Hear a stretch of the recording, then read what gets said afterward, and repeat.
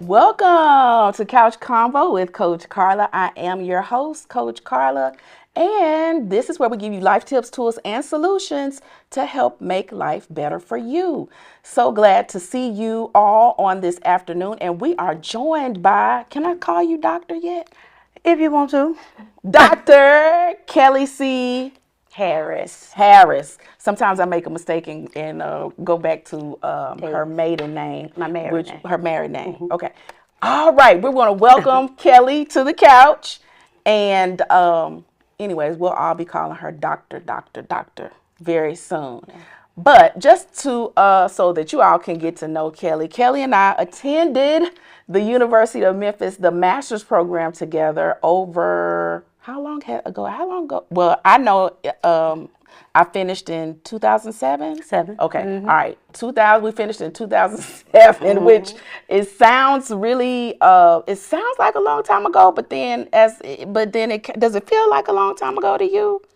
It doesn't to me. It feels like it since I've been back from campus. Okay. Yeah. All right. Mm-hmm. All right, I can see that because I just had a chance to go back last weekend, and the campus has changed a lot. But she is going to be talking to us about her Black whaling theory.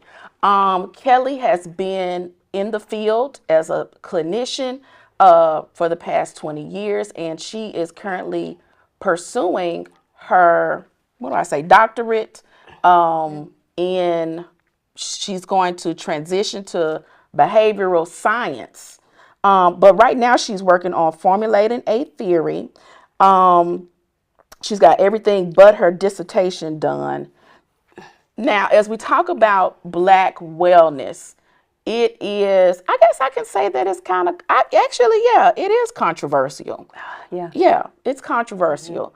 Mm-hmm. And it's a complex issue. And I mentioned on Facebook today that it's been complex since the institution of slavery and the African diaspora.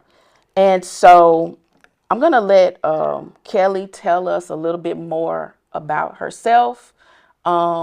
She's also been like a clinical director with institutions, and so she has a lot of experience. I'm really proud of her. I just want to say that. I'm really proud of her. Thank you. And we were talking as first of all, she done brought me some vegetables, y'all. Yes. Mm-hmm. Everybody knows that I'm working on that, and so I receive it. That made me feel real good. And we were even talking about sound. I'm going to say sound healing before we came on, and I'm going to be getting more into that as time goes on. But for tonight, Kelly has the Black whale theory, and it addresses significant gaps in mental health treatment for marginalized communities. Kelly feels that traditional Western approaches often fail to capture the nuanced experiences of Black communities. The Black whale theory integrates Black communities' lived experiences and cultural context, challenging Western ideologies and offering a more inclusive and accurate understanding of wellness. Okay, so I'm going to let you just chime on in and tell us about it.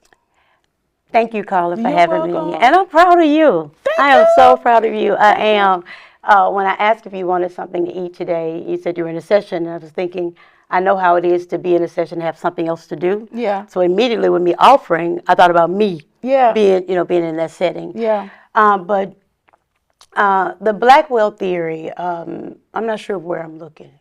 Oh, just me and the camera. Okay. Yeah, okay, you're good. You're good. So the Black whale theory really comes from my years of practice, mm-hmm. and then going back to school in 2019, mm-hmm. Before COVID hit. And one reason for going back to school, I had done so much therapy, so much training, mm-hmm. and there was nothing I could do at my level. Yeah. So with therapists coming to train under me, I noticed kind of soft skills mm-hmm. missing. And I was like, I want to go back to school to teach. Okay. So going back to school and going into the counselor education program, which is a program we graduated from to get my doctorate, I noticed what it felt like to me was elitist rhetoric. It kind of felt like the client, the counselor in training or the student, you're here, and the people you serve are always here. Okay. And that felt a little demeaning. And I Yeah. knew where I was coming from. That didn't work. And then COVID hit, and the program, in my opinion, just kind of was affected greatly. Like Yeah. everybody. Everything. Yeah. Everything. Everybody Yeah. was. Yeah. So I ended up leaving that program, going to an urban affairs program, which was interdisciplinary. And that program, I took theories of criminology, public health theory, advanced social work theory, anthropology theory, Okay. leadership theory. Now, taking criminology theory, one would think the theory class represents the discipline.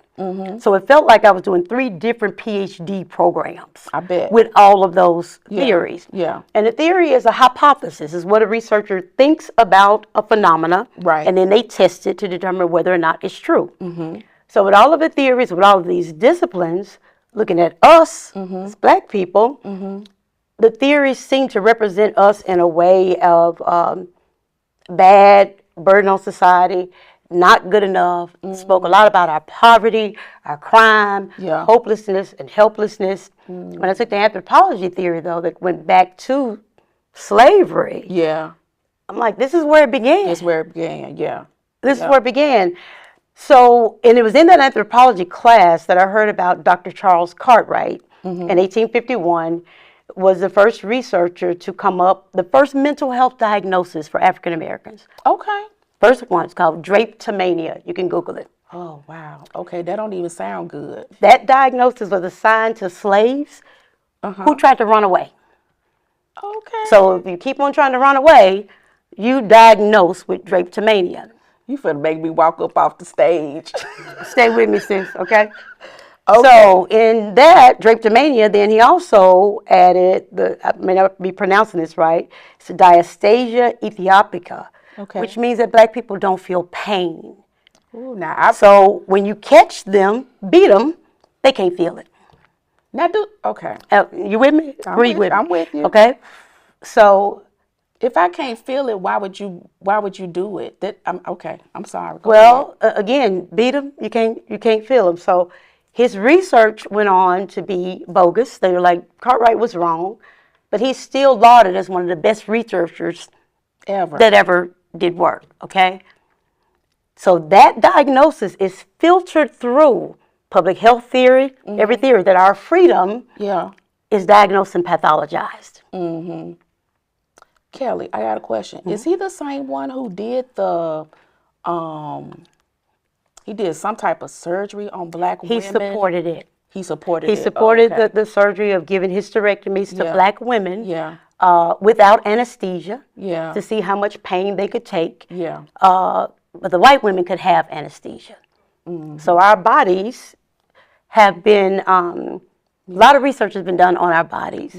And the researchers again, and so I said all that to say, when you think about drapetomania, the DE, diastasia ethiopica, they don't feel pain, and rascality, like being a rascal, that when slaves run away is drapetomania, but be careful because they'll tear stuff up too. So they're rascals, but it's okay to beat them because they can't feel anything.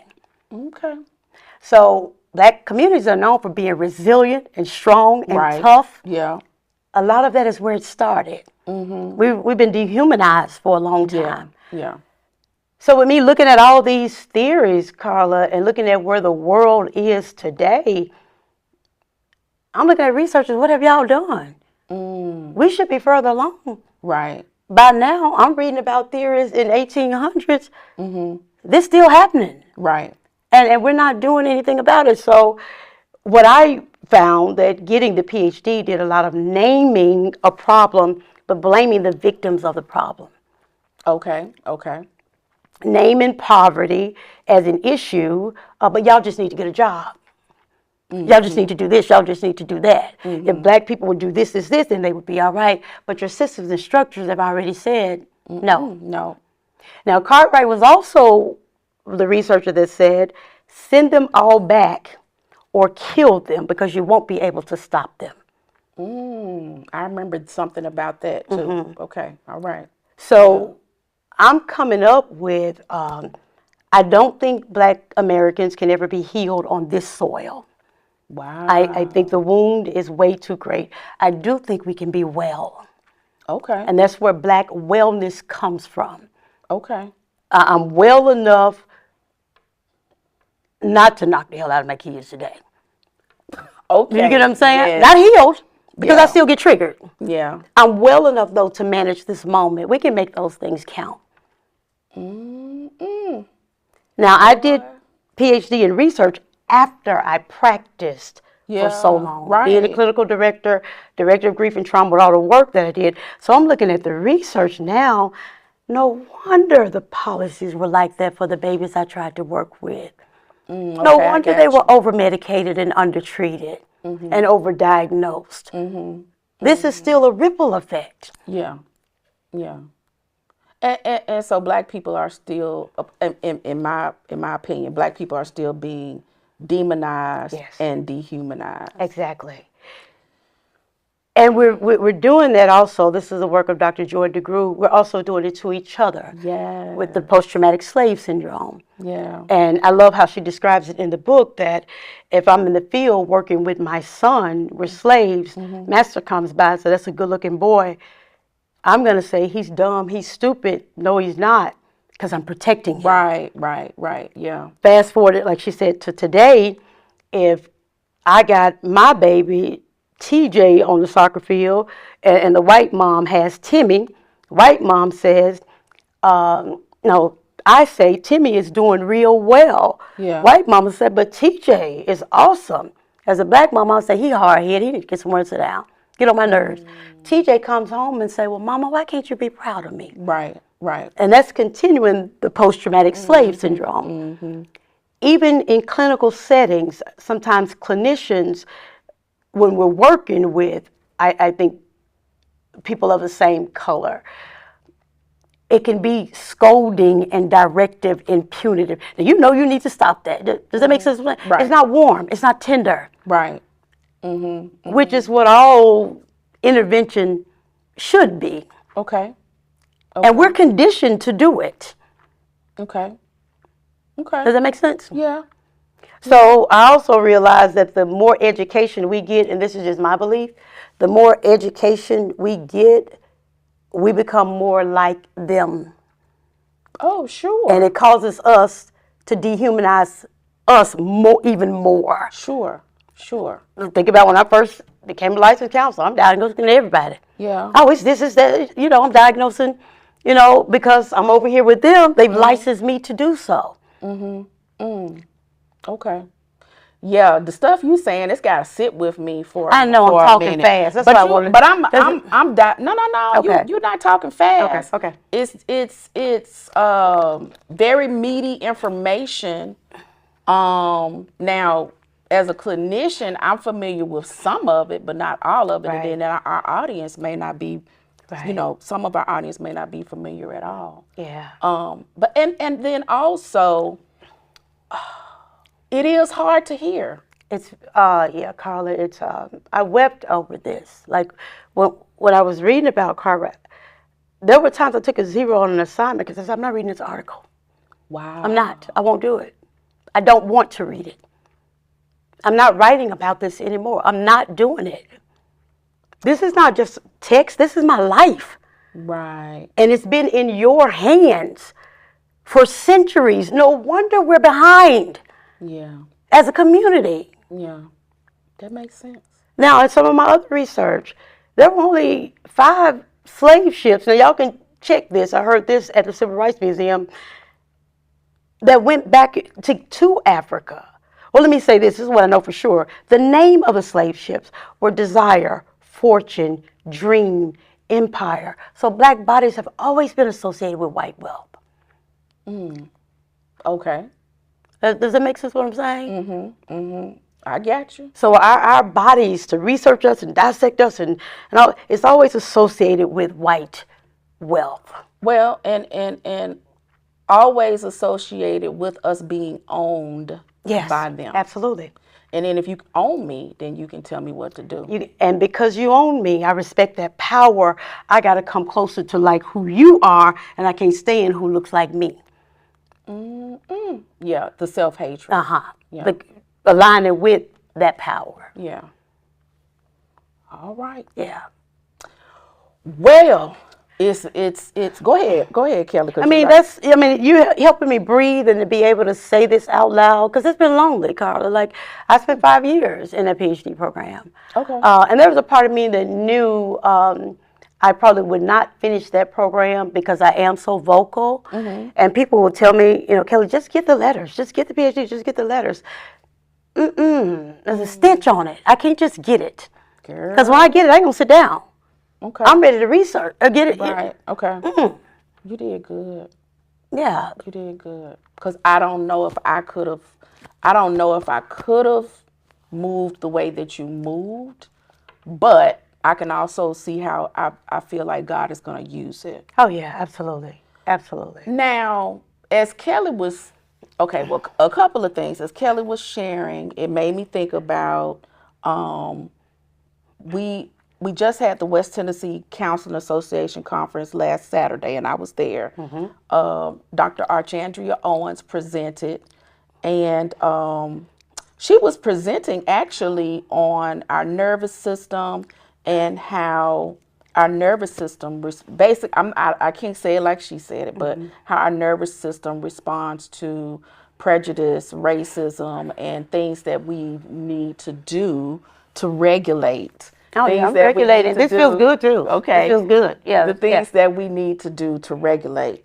And it was a very good discussion. And even in that room, with a room full of clinicians, let's just say 50, I don't know, could have been 75, I don't know. Probably was 75. You can feel the discomfort. And so there's still so much discomfort as we discuss race. The other thing that came to me as you were talking, you mentioned us being dehumanized, and well, basically, okay, black people are bad, and then, well, some of us are good if you do this, and all of those kinds of things. Right. And as a black woman who, I'm going to say, did well, performed well academically. There we go. All my life, it still hasn't been good enough to keep me out of trouble. And when I say trouble, I mean the white lady at work accusing me of stealing her cell phone. And I don't know where her cell phone is. And then, she had an Apple, I had Samsung, and I'm having to explain, I don't even like Apple. And then I'm having to say, well, even when I lost my phone, I didn't accuse you of stealing it. Yeah. And people are trying to comfort her and make her feel better, but what about me? And that happens constantly. So we have, and I'm going to say this too, I feel convicted because we have a lot of work to do. Now, I'm saying I feel convicted because, and I've shared with Kelly before, I don't know if you remember or not, but I probably am supposed to get my doctorate. And some things have happened in life, but we have to get back up on the horse. But I appreciate you, Kelly, for doing this work because we need it. Yeah. There's a hurt in our community that we just haven't touched in on yet. I mean, as a clinician, I feel it and I see it. Now, y'all, I'm saying clinician. That word means therapist, counselor, licensed professional counselor. There's some things some wounds that we just, now you really got me when you said you don't believe we're going to be healed on this soil. You can't. You can't. The only way you can, and I know we talk about Cat Williams, is reparations. Now, you give every black person $20 million for real? If you take away our financial strain, oh yeah, we can heal. But the research on making people better, a lot of times, I got an article. Most schizophrenia was research on white people. Not all schizophrenia done research. Black people been in research, but black people are overdiagnosed with the disorder. Yeah. How you know? You didn't research us. Yeah. Does that make sense what I'm saying? It So does. when you Yeah. research them, you have to consider their lived experiences, their resources, and all of that as a part of the outcome. You can't put Junior, Ray Ray, and Pook in the same research if they lights off, evicted, don't know where they're going. Does it make sense what I'm saying? Yeah. It's skewed. You can't do that. Right. But they don't want to study us in that much depth because we're so complex. Well, we didn't ask for it. That's true. And you know what? And I'm glad you said that because I've been of the mindset, and well, anyways, I've been of the mindset that it's going to take black and white people of all cultures to help heal the black community. And I've said that we didn't do it by ourselves, and that we need that buy-in or that help, that assistance in order for things to really and truly change. In the counseling department now, I agree with you. I wrote a paper. When I wrote the paper at this time, the faculty in the counseling department we graduated from was all white and one Asian faculty. They had 80% black students in that department and a 90% black city. Yeah, yeah. So they're buying. You got all white faculty, one Asian, teaching black kids about urban whatever. There's a whole lived experience that's missing as you're teaching this. That's correct. Does it make sense what I'm saying? And especially things are way more heightened in America now than when we were in school. That's true. And so you got a black student in a classroom that may want to speak up, but epigenetically, I'm wired to be submissive and okay, so I can pass this course. So then, when you get out here in on an addiction unit or in an urban community, you don't know what you're doing. That's true. That's true because you don't know how to connect. Right. I was just gonna say we have to be able to connect. But Karla, that's the training of the new therapists that's coming out here. Yeah. We in trouble. Our field is in trouble. Okay. She putting it out there, y'all. Yeah, so my mission is, how do I put the wellness in the hands of the people that I meet in Walmart, in the grocery store? I'm dropping nuggets. Okay, well, I'll be dropping nuggets when I don't want to drop them. Yeah. Now, here's the thing. And what I've learned to do was offer and invite. I'm studying the laws of attraction. There is no law of assertion. I'm not asserting and pushing. That's why I knew it was time for me to lead a program. I can offer and invite, but I'm not asserting. So are you saying that we need a law? Are you saying that we need I don't think we need to assert. I just think we need to offer and invite. Okay. Now, the more secure I am within me, I can offer and invite. When I was insecure, I got to push me on you. Oh yeah, I got that. You get what I'm saying? I because got that. My worthiness is based on how you respond to me externally. Yeah. And I want to say this too.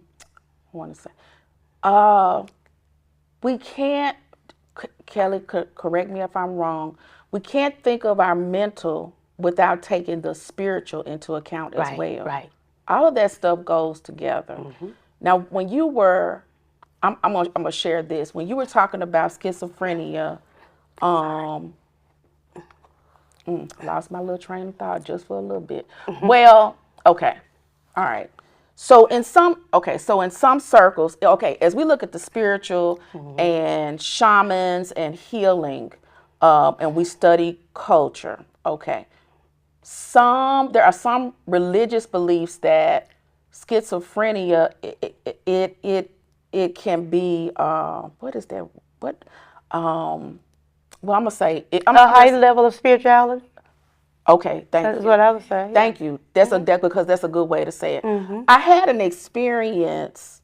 I went into what was it? It was a mental health hospital. Walked in the room, and I was studying what you just said, and a young man walked up to me and he said, you can do whatever all these doctors do. Now, he said it better than what I just said it just now. I didn't ask him to come say nothing to me. But he walked up to me and he said that he was smiling, and then he walked off and sat down. Yeah. And I was like, and what he said, it was on my mind and on my heart, but I had not spoken it to anyone. Yeah. Nobody would know that I was facing that insecurity. Right. And that was when it said to me, okay, that really is what schizophrenia could be. Now, sis, you done said something for real. You done said something for me, because with me being at Lakeside from 2009 to 22, that's who I was affirmed by. The mentally unstable. Yeah. They don't know any better than to.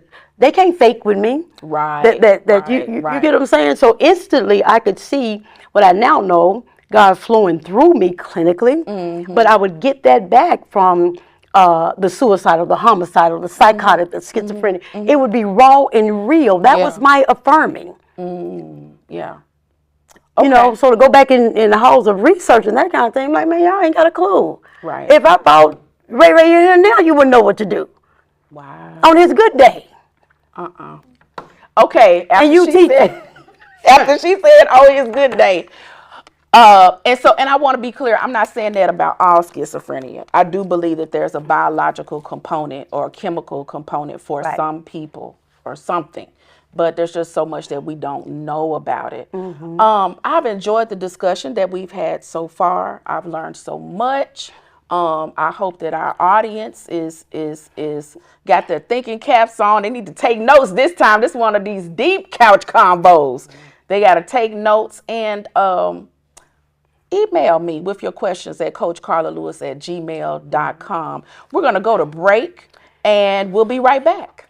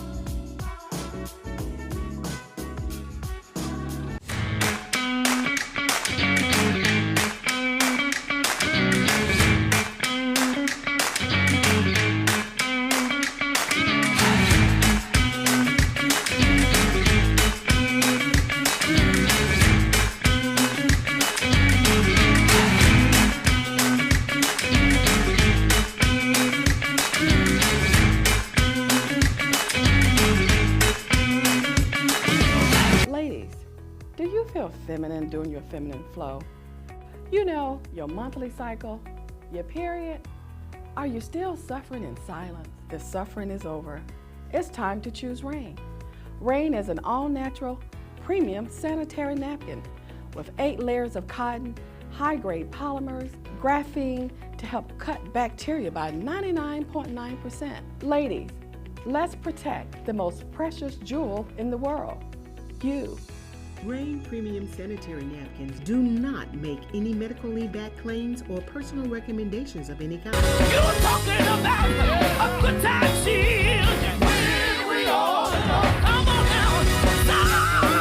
Center Stage Gospel Music live from Memphis, Tennessee, featuring gospel artists from around the world. Toe tapping, hand clapping, down-home gospel music. Watch on Roku, Fire TV, Apple TV, and your local Comcast. Download the SVP TV app now on your smart television and mobile device. Center Stage Gospel season premieres Sunday, 8 p.m. Central.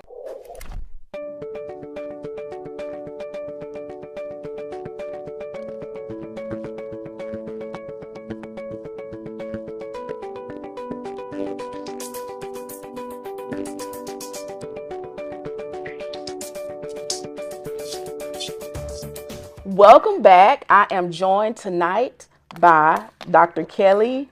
Tell me, Harris. Yes, I got it right this time. She's here discussing her Black well theory as we look at Black wellness. And just to catch you up if you're just joining us, we're discussing how complex Black wellness and even Black healing is.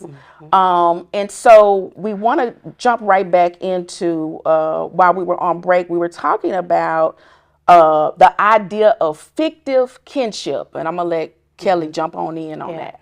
You know, fictive kinship is important. It's a very important piece in the development of the theory, because it's almost, being a clinician, you're sitting in a seat of power. So you want to emulate a power figure in the Black community for this client. Okay. Whether that's big mama, auntie, TT, sister. It's really using your own intuition to see, who does this client need me to show up as. Right. Now, without losing the essence of who I am. Yeah. So a lot of my clients have had the benefit of my auntie, baby sister. Right. You get what I'm saying? My big mama, my grandma, because my theory talks about, for clinicians, be honest when your wound walks through the door. Okay. So when I think about my wound coming through the door, and there are only 3 wounds: abandonment that I operate from, abandonment, inadequacy, and powerlessness. Okay. We've been abandoned, we were deemed inadequate, we were not enough, or powerless. We didn't have the power to stop or change something bad from happening. Right. So every client, when I see them, I'm wondering what or if all 3 of those wounds they have. Okay. I've had all of them. That makes, and that, as you're talking, that makes sense. And I mean, I'm working with clients now. That's what we're looking at: abandonment, Right. all the things that you're talking about, powerlessness, and particularly my Black clients. Yes, exactly. Okay. So when I think about my times of abandonment, inadequacy, and powerless, I don't want nobody saying, "How did it make you feel?" Yeah. You get what I'm saying? I don't want anybody saying, "I'm just going to pray about it." You get what I'm saying? Right. Well, the first thing I needed was a mirror. Okay. If I'm hurt, if I'm mad, I need you to show hurt and mad too with me. Yeah. So I train my coaches. If whoever your coach is mad and upset, you're just as mad and upset. And you don't move until they move. Yeah. Because all people need is a mirror. Instead of calm down, like I'm always on the client's side first. Yeah. The alignment first. Yeah. Does that make sense? Right. But showing up as that fictive, in that fictive kinship role, because that's what we remember. And it's something I naturally do as a clinician. Yes, and most Black clinicians naturally do it. I ain't gonna. It makes me think about empath, but I think that might take us on another. It's all of what we have already. Okay. I think as I sit here with you, Karla, what comes up for me is they would say what we're doing is wrong. And it's not right. There's no room for it in research. You can't ask for what you need. You can't say that. When I want my theory to be around 100 years after I'm gone. It will be. I want it to be handed to kindergarten, really and truly. Yeah. My little 3-year-old cousin calls me TT. I call her TT. I say, "You my TT." That's so funny because me and my granddad did that. I called him Gigi because I couldn't say granddaddy. Right. And then he called me Gigi because he said, "That ain't my name." So we both called each other Gigi. Right. So it's a lot. I can meet you where you are. I don't have to use my power. I don't have to use it. Now, the memories we're creating with me being her TT and blowing bubbles, I'm teaching her embodiment now. This is what TTs do. Does that make sense? I'm engaging along those lines. It's a lot of my clients I know that I have personally reparented. Yes. And I felt that as a clinician, I felt that didn't have the words for it. Like I feel like I'm teaching her as a mother again. Exactly. Yeah, And it's coming from my place of needing mothering. Yeah. Coming from my place to where I was mothered, and I can share that unashamed. Yeah. Yeah. You can't ask us to be transparent coming in as clients if we not transparent as a clinician. You can't ask that of us. And so now I don't even, okay. Like I've always tried to tell people that I didn't learn a lot of how to be a therapist in school. No, we A didn't. lot of it was in me naturally. But now as you're speaking, that gives some sort of knowledge to that. Yes, yes, yes, yes. Okay. Yes, and it's ours. That's why it's called black whale theory, because they can't touch it. Now you can if you want to, but black gonna stay in it. I'm not concerned about how anybody else responds to it. Now this is a out there question. Do black people, do we use our fictive kinship with white folks? Sometimes we do. It's not. They can't resonate with it though the way we do. And things are situational. Something happened to me the other day. I was backing out at Kroger, not paying attention. Black woman and her kids walked by. Bitch, you need to watch where you're going. I said, Auntie, don't do me like that, Auntie. Auntie, don't do me like that. We both just fell out laughing. Wow. That was fictive kinship, and we de-escalated that. Wow, that's amazing. It'd be nothing for me to walk on the unit Lakeside. What's up, nephew? That's true. Glad you made it back. Or cuz. So we are established. I don't care how many white doctors around, whomever. It's important to do that. You coming in my trauma club? I see you, sis. Sis, What you need? Yeah. Wow. And I'm doing that on purpose. Immediately, that's established. Yeah. Because people are not afraid of being alone. They're afraid of being left. Okay. I'm going to have to write that down in a notebook and So meditate on it. my job as a clinician, especially anybody working with black, I ain't going to leave you. That's all they need to know. Because if you know I'm not going to leave, you're going to slowly disclose what needs to be disclosed. And that's what everybody's testing.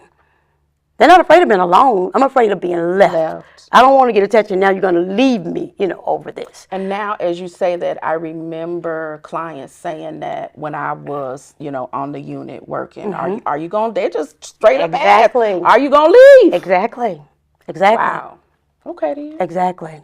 And at that time, I didn't have the understand. Well, I don't think I did the understanding of attachment theory that I do now. Yes, right. So. And we all have attachment issues, Karla. We were taken from our homeland.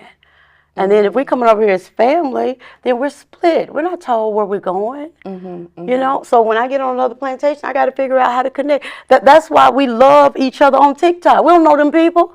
But I ain't know they shout like we shout. Do you get what I'm saying? They look like us, but does it make sense? Yeah. You see us uniform. We know the collective, the community, the fictive kinship. That's what we need. That's our wellness. Okay. That's our wellness. You go back to Tulsa, when black excellence was booming. We didn't need no mental health. That's true. We had each other. That's true. And then it was destroyed. Okay. Well, and this just, I wonder. I wonder if the world, not just, I wonder if our government, if our leaders actually want to see us healed. No. Their fear is if we become healed and whole, we will do to them what they did to us. And that's the last thing on our mind. It really is. Because we don't want to put anybody through the pain that we've been through. Yeah. We really don't. And we're compassionate people. Absolutely. We're compassionate people. If we were that evil, none of them would be alive today. That's true. We just want to be enough. Yeah. Still trying to be enough. We're still trying to be enough. Cause baby. Yeah. And really we are. Nobody, no race, tribe, or creed has survived what we've survived. Right. Nobody's been through what we, like we are. They should come and research us to say, how y'all still here? That's true now. That's what they need to be asking, real talk. Well, now, if we get into why we're still here, is a lot of that, and then is a lot of that our spirituality. Okay. I think a lot of it is that spirituality. And I kind of said that wrong, Karla. Like what I got in trouble a lot of in school was when we gonna research whiteness? You said that in school? Yeah, I said that a whole lot of times. And so they said, no, Kelly, you need to say power because they keep progressing. Oh, We don't. So we need to research how is it that, oh, y'all watch, my community still toe up. What y'all not doing right? okay. Does it make sense what I'm saying? What is it? The person that's got the power is who's most responsible That's true. for the detriment. That's true. Yeah. But, I mean, now, we all know the system is messed up. And that's what basically they're telling me. Kelly, the system just messed up. Well, I ain't finna be quiet. Oh, okay. I'm finna bark at you the whole way. If it's messed up, then you ain't got no. You want me just? Why we got to keep doing stuff the same way? Yes. We keep getting the same thing. Why do so we? Really, but you know why we do that? For a sense of a mattering and belonging, which are the two most powerful needs we have to matter and belong. So we will conform to belong, even though we don't resonate with what's being taught. Okay.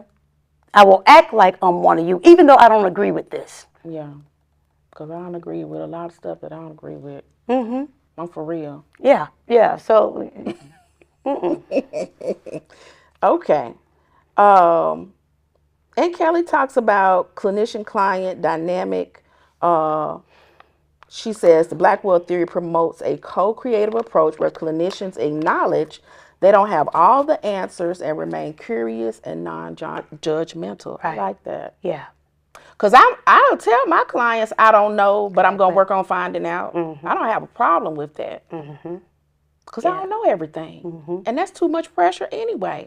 You know what I love? I used to love finding out when I did a lot of individual work was having a Black woman come in and with my curiosity and always realizing how much she's like me, but realizing how different she is from me. Yep. You get what I'm saying? Like Both the beauty, things. like the beauty in Yeah, that, yeah. and glad that I didn't just assume something, Yeah, and I'm being educated. That does it make sense? That Yeah.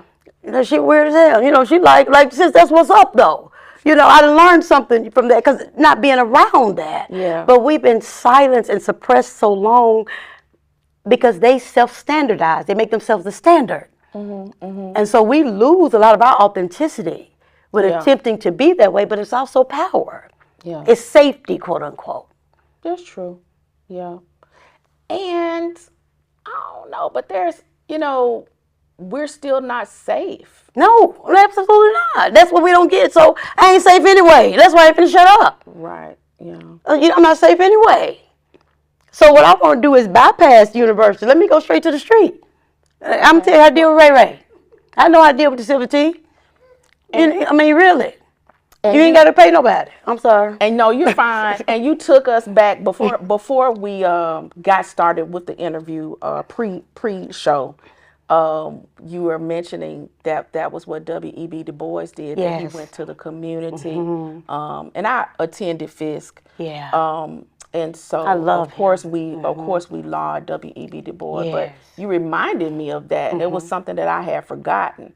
I mean, we talk about his literary works, but he did go into the community for research purposes. And can I talk a little bit about what he did? Yeah, please do. With he was, with the anthropology, like Boaz was the father of anthropology. And Boaz, a white man, Jewish, basically said, this doesn't make sense that white brains are bigger than black brains. So, hey, Du Bois, we need you to do some research to come back. So, Du Bois goes, because white folks don't want to research black people at all. So Du Bois, I'll do it. He goes to knock on the door, talking to mother, father, kids, basically comes back to show the deficits with them being marginalized. Yeah. What I see Du Bois doing, hear white people say, I got the research. Right. They still don't want it. Oh, okay. It was just kind of busy work. Like he did it. He did it. Qualitatively. They still don't want it because see the research should lean toward changing policy and laws and this. And when we went through the civil rights movement with Dr. King, black people just be patient. Change is coming. Be patient. Change is coming. So I'm black research doing all this research, naming problems, naming that they're issues, naming them. I was able to do a grief group with my best friend's mom, in her home for 2 days this weekend. So I'm going in and the boys gather research, but I'm also providing the intervention before I leave.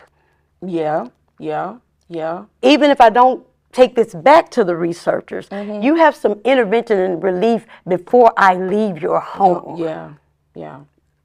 The tools that they were able to use and apply right there on the spot. Yeah. I have another young lady that's coming up next week. Family's going to pay for her somewhere to stay. I need 3-4 days with her consistently. I'm doing a trauma intensive. Okay. You need to go to the hospital. And I'm still gathering my research. Yeah. But a lot of that is the fictive kinship, being relational. It's treating us the way we need to be treated. Yeah. I don't care, Karla, if I take this back. I don't care if they like it or not. I know this is another family their suffering has been decreased. That's good. And because of what they got, they're going to pay it forward. The youngest kid in the house this weekend, 7 years old, 8 years old, he said, thank you for what you're teaching us. Yeah. Thank you for what you're teaching us. And I was teaching them how to reverse thoughts negative thoughts before they get to 17 seconds. 7 years old, he's already, okay, let me turn it around. I got 16 seconds. He's hearing his little brother.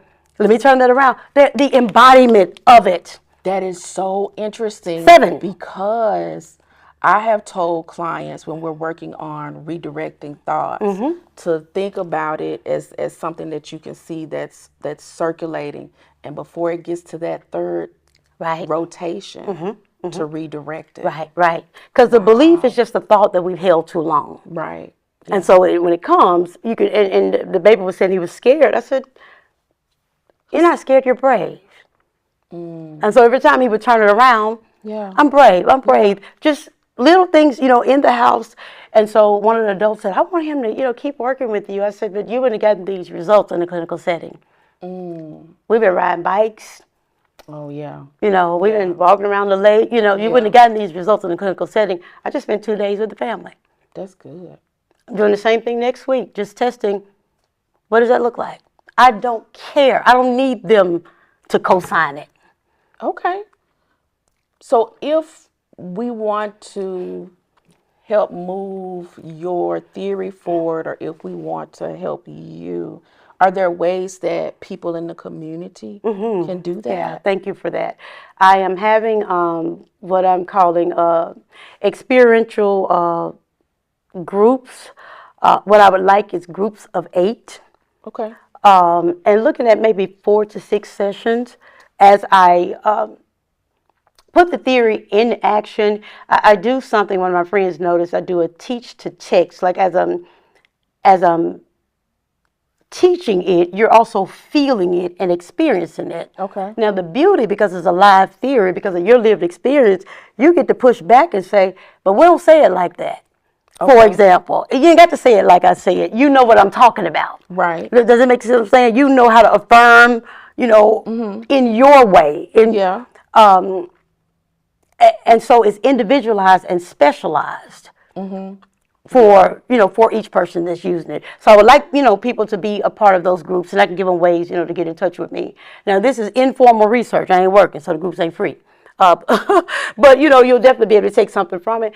And, Karla, I would love for clinicians to try some of my techniques. And all I'm saying is, like you said, I intuitively do it. If you could track it some kind of way and see how your clients respond to it, that's still data. Because when I do finish this doctorate, I'm going already, here go my, research. Not in a smart alecky way, but I have 5 years in a PhD program. I know the game. I was in the lab 20 years before I went to the PhD. Now I see how y'all do it. Let me go back in the lab. Okay. All right. So she's offering, you can experience this theory with Kelly. Yeah, and other and other local and other people that your family. Like, I don't mind bringing it into the home. I like doing it, in a group setting, because I'm also getting feedback. Like, I probably would ask, how did that feel, Karla? Did that feel, we tweak it as we go. Okay. And I have been a meditator now. I don't have the urgency around it. Like, I got to hurry up. I'm not doing that anymore. Girl, that stuff make you so sick and tired. We so special and delicate. I like learning about us. I'm just taking my time. I do. I want to know about all of us. Purple hair, orange hair, all of us. Everything. Yeah. Okay. I have really enjoyed this conversation. Thank Listen, you. we're not finished yet. I'm looking over some of her information. Post-traumatic slave syndrome. I know you touched on that when we first got started. And here it says the delivery must be warm, inviting, and not ego-centered. Right. Avoiding power, persuasion, or punishment. That ego is something else. Yeah. And as Black women, myself included, we struggle with making sure our power is felt and understood. Like when we're hurt or scared, it comes out as anger. Okay. We weaponize it. It becomes you do what I told you to do. Now we care. The intent is good, but we also have to worry about the impact. Okay. So it's how do we soften that? Okay. Because everybody can't handle that, that scolding. That language. And it really is an intuitive process. Sometimes I can say, man, get somewhere and sit down. Other days, they can't hear that in Miss Kelly's voice. I can't take that. You get what I'm saying? I have to earn my way into that. And it is vibrational, but it takes the relationship, the community to be able to do that. Because Black people will give you what you want. We know how to do that. We know how to sit across from somebody, be like, yeah. We know how to make you think. That we believe it. And we don't. We just ready to go or something like that. You know what I mean? We don't. Oh gosh, I have been tickled, wanted to cry, and wanted to run up off of this stage. I'm telling you. But this is it's so important and so critical to our community, okay, the Black community and the Memphis community, because a lot of the things that we're seeing the symptoms won't change until there's a solution such as this. Right. And the solution, Karla, in on this, if every Black adult, in my opinion, would work on becoming who you needed as a child, Okay. we probably could be healed. Okay. Not become who I got. Work on becoming who we need. Who did I need? Okay. And I agree with you. I'm thinking about myself, and I'm saying, okay, I can see that. And that really is, honestly, that's what I've tried to do. But I didn't put it in the words that you put it in. I told you I've been with it for 5 years. I got the game. We just gonna plug our stuff in. We already know it, Karla. Yeah. We really do, but they don't center our voices. They want our research, but we're not gonna get tenured. Now the research said that. The research said Black women are very innovative and creative. We want your stuff, but we ain't gonna let you teach it. We ain't gonna hire you to be one of us. Now how messed up is that? You think I'm gonna let you teach my stuff? No. I'll bootleg it all the way to glory. No. Okay. It's too important to me. Okay. All right. I ain't scared of them no more. I'm not. Well, you get tired of being scared. You get tired of being scared. You get tired of being scared. And the one thing I heard that our ancestors, grandmama, granddad, or whomever, I'm responsible for finishing their story. I went back and forth this PhD program. I could hear my grandma that was a school teacher 33 years. Kelly, just shut your mouth. Just be quiet. Do what the folks say. And I sat with that for about 2 days, and I thought, Grandma, you had to be quiet. I don't. Okay, then. I don't. Because, see, I'm already up here. I mean, I've done everything in my field. I don't need no PhD. I've done it. Yeah, but I still want you to get, The doctorate. Yeah. Okay. I plan to. I do a plan to. Right. And I love that it's in behavioral health, because it is more intervention focused. I can't read them articles, Karla. Like, that's when my panic attacks started happening. Are you serious? When I'm looking at and what they wrote in 1980, they still wrote in 1992, and it ain't changed. Okay. And I'm not as familiar. Wait till you read it. I should have researched butterflies and rainbows, and I would have my PhD. Oh, man. But researching lived experiences, that's what That's what, I ain't gonna say messed me up, but that's what got me here. Okay. And I'm But okay you- with it. I mean, you're still in a good place now. Oh, yeah. All right. Okay, so well, first of all, okay, this has been wonderful. I'm gonna have to go back and listen and take notes and everything, child. Get myself together. But I've enjoyed having you. Thank you, Karla. Thank Can't you so wait much. can't wait to eat my vegetables that you brought me. Thank you. And if people want to follow you on social media or come to your next group, how do they do that? How do they find you? Now, you can go to my Facebook page or my Instagram. I post everything on there. I don't mind giving my number out, though. I mean, it's up to You can text me, 901-464-1060. Because I ain't giving my number out like that. But see, I got boundaries. I'll block you in a minute. Okay. I block you in a minute. See, I got control of that. But now you said they can find you on Facebook. Facebook. Kelly, Okay, but Kelly. okay, Kelly on Facebook. Cause see, I didn't know if you wanted everybody to know that. They And can. then on Instagram.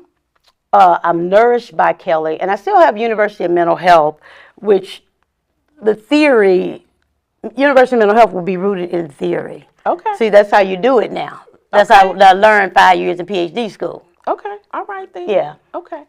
Well, and So that's University of Mental Health on Instagram. I'm there too. okay. Yeah. All right. Well, once again, I've enjoyed having Thank you. Audience, thank you for joining us, and check out Kelly.